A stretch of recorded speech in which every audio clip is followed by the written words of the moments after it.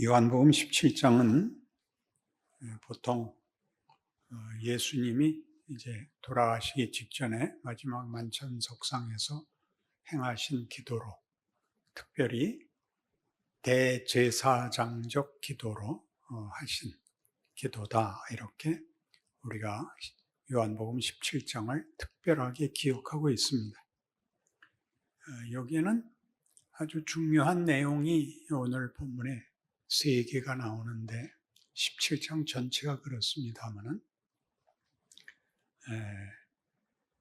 하나님의 거룩하심, 그리고 하나님께서 예수님과 친밀하게 연합되었고 또 그를 보내신 것 같이 우리가 성부, 성자, 성령의 연합에 부름받고 있으며, 그렇게 성부 하나님이 성자 예수님을 보낸 것 같이 예수님께서 우리를 세상으로 보낸다 하는 3가지 주제가 아주 긴밀하게 연결되어 있습니다. 거룩함은 오늘 본문에도 시작이 이렇게 나옵니다. 11절 보시면, 나는 세상에 더 있지 아니하오나 그들은 세상에 있사옵고 나는 아버지께로 가옵나니 거룩하신 아버지요 내게 주신 아버지 이름으로 그들을 보존하사 우리와 같이 그들도 하나가 되게 하옵소서. 거룩하신 아버지요. 여기서 거룩하심을 언급하는 것은 우리를 부르기 위해서입니다. 거룩하신 아버지요, 저들도 우리와 하나가 되게 하옵소서라고 연합을 이제 요청하면서, 또는 아버지의 뜻을 드러내면서 거룩함을 이제 시작을 합니다. 그것은 나중에 우리를 보내는 때에도 언급이 됩니다. 17절, 그들을 진리로 거룩하게 하옵소서. 아버지의 말씀은 진리이니이다. 아버지께서 나를 세상에 보내신 것 같이 나도 그들을 세상에 보내었고 또 그들을 위하여 내가 나를 거룩하게 하오니 이는 그들도 진리로 거룩함을 얻게 하려 함이니이다. 그러니까 보내시는 이가 거룩한 것 같이 우리도 우리의 보냄을 받는 일이 거룩한 일이다, 이렇게 얘기하죠. 우리가 거룩을 생각하면 제일 먼저 떠오르는 그 개념이, 이해가 구별됨이죠. 거룩하다 그러면 세상과 구별되어 있다. 초월적이다 하는 뜻입니다. 이때 초월은 도덕성에 있어서 도덕을 넘어서는 더 완벽함, 또 속된 것과 구별되는 천상의 것에 속하는 진리, 내용, 그런 분리를 먼저 생각할 것입니다. 그러나 이제 중요한 개념이 로완 윌리엄스에 의해서 이렇게 소개됩니다. 로완 윌리엄스의 책들은 우리나라에 한 7, 8종 정도 번역되어 나와 있는데, 그의 업적은, 그의 가치는 성경에 있는 단어들의 개념을 세상적 개념에서 성경의 개념으로 제대로 이해시키는 일에 아주 뛰어나신 그 분입니다. 그는 이 구별을, 거룩을 구별로 보지 않고 연합으로 봅니다. 참여로 봅니다. 그러니까 여기 등장하는 하나님의 거룩하심과 예수의 거룩하심과 이 보냄을 받는 자들에게 구하는 거룩은 모두 이런 연합과 보냄, 참여가 묶여 있습니다. 하나님의 거룩은 하나님이 우리랑 멀리 떨어져 있고 극명하게 대조되는 간격으로 이해되는 게 아니라 찾아오심으로 성경에는 그의 거룩이 특징지어 있다, 그렇게 얘기하는 거죠. 차이야 물론 있습니다. 존재론적으로 일단 비교할 수가 없습니다. 거기는 가까이 할 수 없는 그 간격이 있습니다. 그러나 요한복음 17장에서는 예수님께서 나는 이제 곧 아버지께 갑니다. 이제 죽으실 것이거든요. 그런데 내가 저들을 보냅니다. 내가 저들을 보내는 것은 아버지가 나를 보내신 바로 그 방법이고 아버지께서 나를 보내신 그 뜻이고 아버지와 나는 하나이고 그래서 저들을 보내는 것은 저들도 우리가 하나이기 때문에 내가 아버지의 뜻을 이룬 것 같이 저들이 맡은 이 위임된 저들의 책임은 바로 우리와 저들이 하나가 된 증거로, 결과로 가능한 것입니다. 이렇게 풀어내는 것이죠.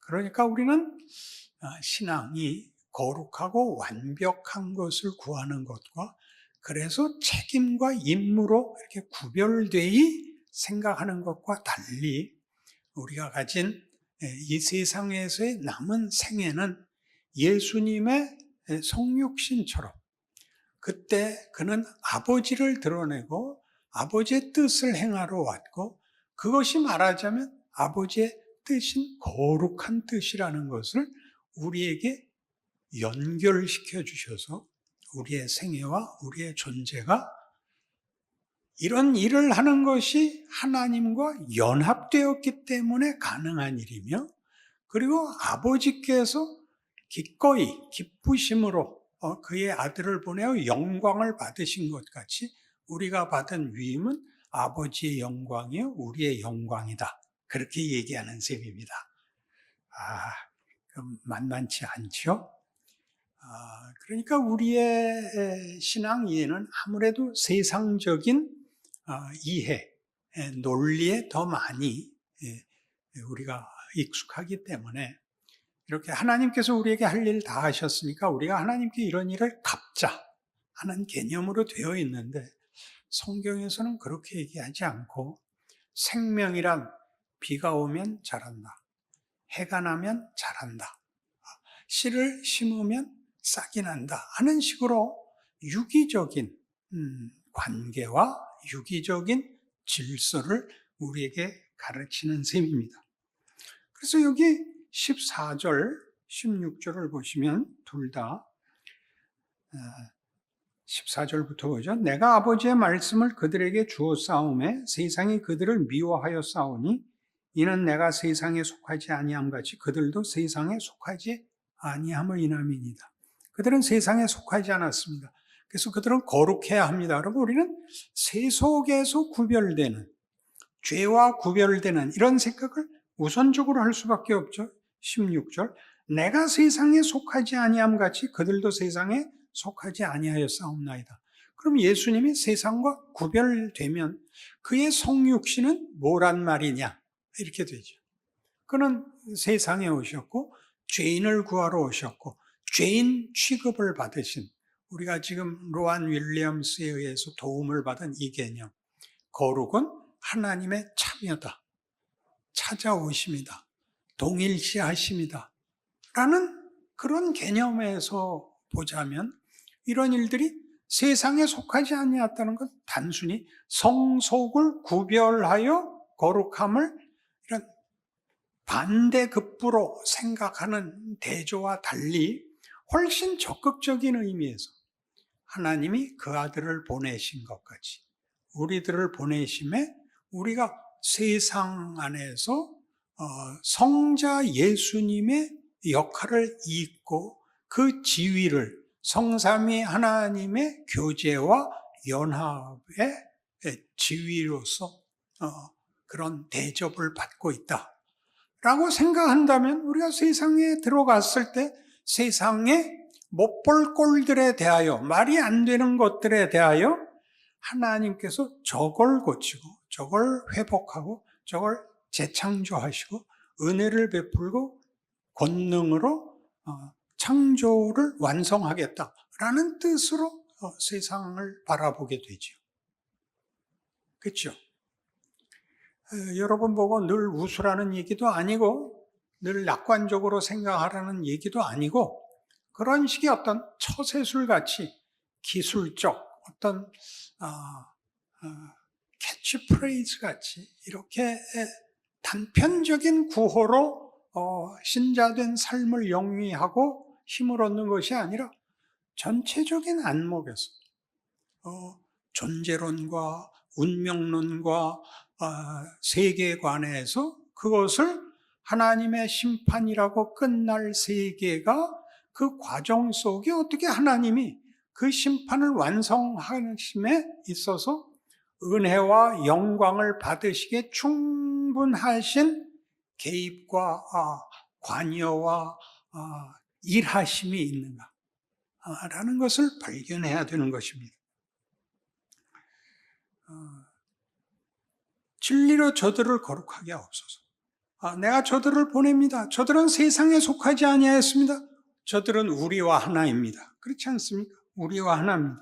거기 우리 21절 보시면 아버지여, 아버지께서 내 안에 내가 아버지 안에 있는 것 같이 그들도 다 하나가 되어 우리 안에 있게 하사 세상으로 아버지께서 나를 보내신 것을 믿게 하옵소서. 하나가 되게 해달라고. 그 하나됨이 아버지와 아들의 연합이 그 아들을 보냄으로써 이 세상을 하나님과 화목하고 하나님 안에 묶으시는 하나님의 사랑과 영광과 기쁨의 삼위 하나님의 연합과 기쁨과 교제를 우리를 품는 것으로 확대하고 계시다는, 그것이 말하자면 창조고, 그게 말하자면 재창조고, 그게 말하자면 종말이라고 그렇게 얘기하는 것이죠. 세상을 보는 눈이, 신자됨이라는 이해가 아주 완전히 차원이 다른, 낮고 높고가 아니라 시작과 과정과 끝이 비로소 함께 눈앞에 펼쳐지는 그런 기도를 지금 예수께서 하고 계십니다.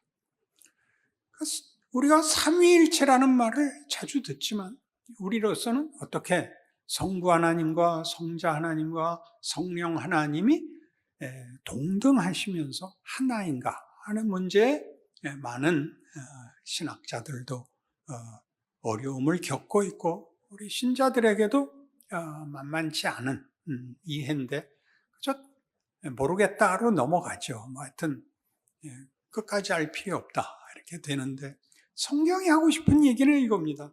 하나님은 창조 위에 계시는 초월자이시며 그 초월자가 세상 안에 실제로 역사 안에 들어오셨었다. 성자 하나님. 그러니까 한 분이 하늘에도 있었고 세상에도 오셨고 지금 우리 안에, 신자 안에 그 생애를 함께하고 계시다. 이 셋을 한 분이 하셨다가 아니고 이분이 각각 독립된 존재더라 라는 것입니다. 이걸 어떻게 묶어야 되는지 우리는 모릅니다. 그러나 하나님은 분명히 초월자시며 창조와 심판자이시면서 시간과 육체 속에 들어오실도록 실제적이고 지극하시고 실존적인 역사를 행하신 분이고, 그 역사를 우리의 생애에 걸쳐서 성자 예수님의 하신 일, 성부가 맡기신 일을 우리에게 결과로 주사 우리로 하여금 그 역할을 이어받게 하신, 다른 표현으로 아버지의 유업을 이을 자, 하나님의 유업을 이을 자라고 얘기하는 이 동등한 지위를 우리에게 지금 맡기고 계시고 우리 안에서 일하고 계시다라는 풍성한 개념을 우리에게 요구하고 계십니다. 이것이 이 요한복음 17장이 하고 싶은 이야기입니다. 그러니까 예수님께서 아버지가 나를 보냈다 라는 것은 굉장하죠. 한 분 하나님이 내가 이런 생각을 해서 내가 왔고 내가 지금 너희랑 함께 하고 있다 라고 얘기해도 충분히 가능한 신이라면 능히 그렇게 할 수 있다라는 걸 이해하지만 그것이 이렇게 존재가 셋으로 세 위의 연합이라는 관계와 교제 속에서 이렇게 일을 하고 계시다라는 것이 우리에게 하나님이 직접 하시면 될 일을 왜 우리에게 맡겨서 우리 인생을 고통스럽게 하십니까? 라는 데 대하여 답을 주는 근거이지요. 네가 울고 나에게 기도하고 내가 네게 답하고 너의 눈물과 슬픔과 찾아감이 복되고 기적이고 은혜고 하는 인생을 너희가 친히 살아라. 그 발걸음마다 네가 하는 모든 기도마다 네가 쉬는 모든 숨마다 거기에 내가 너와 함께하여 네 기도를 듣고 네 비명을 듣고 네 발걸음을 복되게 한다 라고 얘기하는 것은 우리가 음악적으로 혼자 노래를 잘하는 것이 아니라 이렇게 화음을 넣는 중창이 되고 합창이 되고 오케스트라가 되는 음악을 하는 사람들만 하는 것이 아니라 듣는 사람들이 다 알듯이 하나님이 그렇게 풍성한 그렇게 거룩하신 분이라고 우리에게 가르칩니다. 우리로 이 하나 된 것을 즐겨라. 이 하나 된 영광을 누려라. 이렇게 얘기하죠. 그래서 성경에서는 이렇게 말합니다. 지금 오늘 본문에서는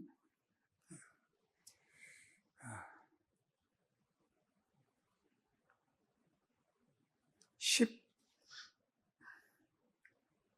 드디어 안 보이기 시작했습니다. 지난주까지 보였는데 13절 지금 내가 아버지께로 가오니 내가 세상에서 이 말을 하옵는 것은 그들로 내 기쁨을 그들 안에 충만히 가지게 하려 함이니. 예수님이 왜 가세요?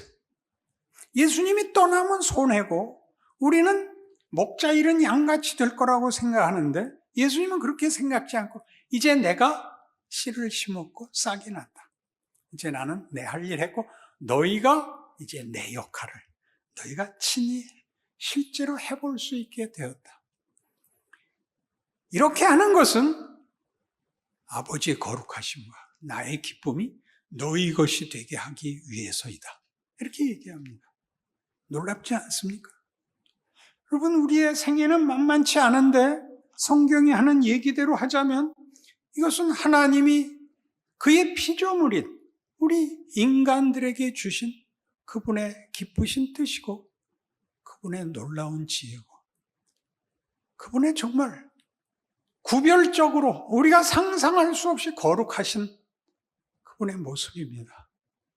이것이 신자가 된다는 뜻이요. 우리가 우리 인생을 이런 명령을 가진 자로 산다는 뜻입니다. 이 명령은 그러니까 잘하고 못하고보다 훨씬 더 근본적인 것이죠. 존재론적이고 운명론적이고 정체론에 관한 것이고 하나님의 일하심의 신비에 들어가는 문제가 되는 것이죠. 놀랍지 않습니까? 그래도 그냥 빨리 정답 외우고 100점 받고 들어가는 게 나을까요? 우리는 늘 이거죠. 이런 드라마를, 이런 신비를 살아가는 그런 책임을 하나님의 가장 복된 성경적 표현은 하나님의 영광이 드러나는 그래서 우리도 그 영광을 나누는 이 자리의 부름을 신자들은 뜻밖의 잘 이해하지 못합니다. 이 첫 문턱을 못 넘어서기 때문입니다. 예수 믿는 것이 처음에 중요한 문턱이지만 믿고 난 다음에도 또 다른 문턱, 쉬운 인생을 살기를 바라는 문턱이 우리를 늘 잡아뜨리는 것 같습니다. 그러니 우리에게 준 이 위임은 너희는 가서 모든 족속으로 제자를 삼아 아버지와 아들과 성령의 이름으로 세례를 주고 내가 너희에게 분부한 모든 것을 가르쳐 지키게 하라. 이건 얼마나 대단한 겁니까? 예수님이 오셔서 하신 그것, 우리 보고 이제 해서 역사가, 인류가 이 하나님이 목적하신 완성, 종말이라는 이름, 마지막 심판이라는 말은 우리에겐 공포스럽게 이해되고 있지만 성경은 이게 완벽한 절정과 대단원으로 하나님의 기쁘신 영광이 모든 피조물의 회복과 완성으로 가는 것으로, 그리고 우리가 그 일에 참여하여 내가 아버지 안에, 아버지가 내 안에 있는 것 같이 저들도 하나가 되어 우리 안에 있게 하옵소서. 우리의 기쁨과 우리의 영광을 나누게 하옵소서. 그렇게 기도하는 것이죠. 그래서 이 일들은 우리에게 이렇게 말하는 것을 수사법으로 이해해 주십시오. 꼭 해야 되는 일이 아닙니다. 안 하면 손해인 일이고 안 하면 바보짓인 것입니다. 인생이라는 것과 인간이라는 것과 자기 삶의 현실을 외면하고 도망가는 것은 촬영 현장에서 도망가는 것입니다. 드라마에서 배역이 없는 대로 도망을 가면, 저 옛날에 고등학교 때 학교 밴드부 연습하는 게 너무 보기 좋아서 거기에 붙여달라고 갔었습니다. 저는 음정과 박자가 틀리는 사람이라서 반장이 저를 테스트해 보더니 바리톤이라는 악기를 줬어요. 그럼 매우 고운 소리가 나는 현악의 첼로 악보를 받는 관악에서 그런 아름다운 소리를 내는데 대신에 소리가 작습니다. 그래서 꿍꽝거리는 브라스 밴드에서는 아무렇게 불어도 괜찮은 악기입니다. 틀려도 괜찮은 악기, 그걸 줬죠. 그래서 주로 주전자를 맡았습니다. 물도 오고 가는 거예요. 그걸로도 행복했습니다. 음악 속에 있다는 것. 고급한 음악 한 거 없습니다. 거의 다 행진곡입니다. 군대 행진곡.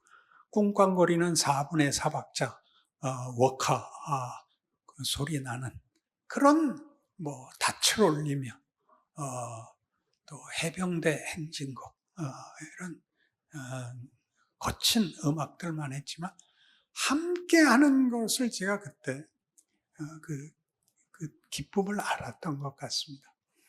그런 기쁨을 넘어서는 역사적 대표적인 증거가 이제 나폴레옹 군대에 생깁니다.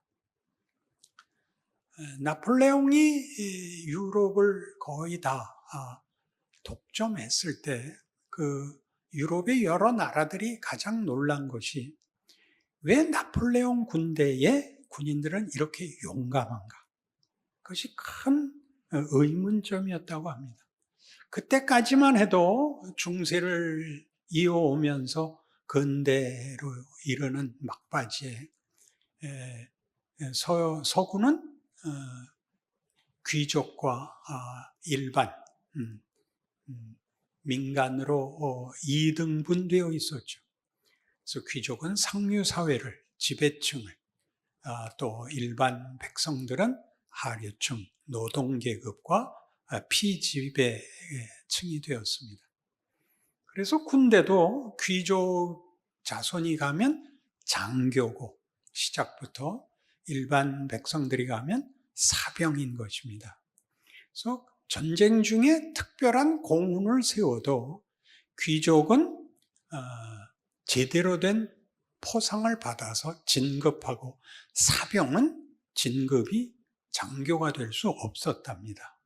그때 나폴레옹이 자기 군에서는 사병이 공훈을 세우면 장교로 진급을 시켰답니다. 거기에 사병들의 사기가 진작됐다는 것이죠. 우리도 하면 대접을 받는다. 이것이 나폴레옹 군대를 다르게 만들었답니다. 우리도 가치가 있다. 우리도 제대로 된 보상을 받을 수 있다. 이게 그토록 나폴레옹 군대를 용감하게 했답니다. 여러분들도 아실 만한 두 척탄병, 이 몸 죽은 자리에서도 장검 짚고 일어나 황제를 따르려 한다 라는 놀라운 헌신을 그 노래 가사로 담고 있습니다. 우리 신자들은 목숨을 걸거라는 것이 치열함이 진정한 가치와 개념을 대신해 버렸습니다.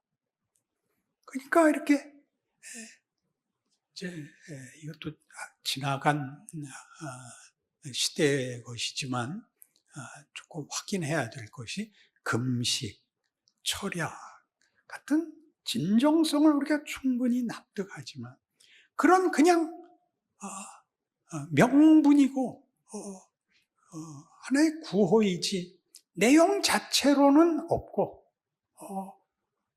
어떻게 할 수 없는 몸부림만 칠 수밖에 없는 것으로 우리를 모호하게 만들어서 정작 내용을 써야 할 때는 무엇을 어떻게 해야 될지 그때까지 우리는 좀 잘 소개받지 못했습니다. 이제 요한복음 17장에 바로 이 설명이 나오는 것이죠. 나폴레옹 군대가 그랬던 것처럼 우리의 생애는 하나님이 그 거룩하신 뜻을, 그 높고 놀라운 그분의 창조와 은혜와 권능과 기적과 기쁨과 영광을 우리와 함께 나누자고 하십니다. 그 자리에 부르셨고 그 일에 부르시며 그 역할을 우리에게 허락하십니다.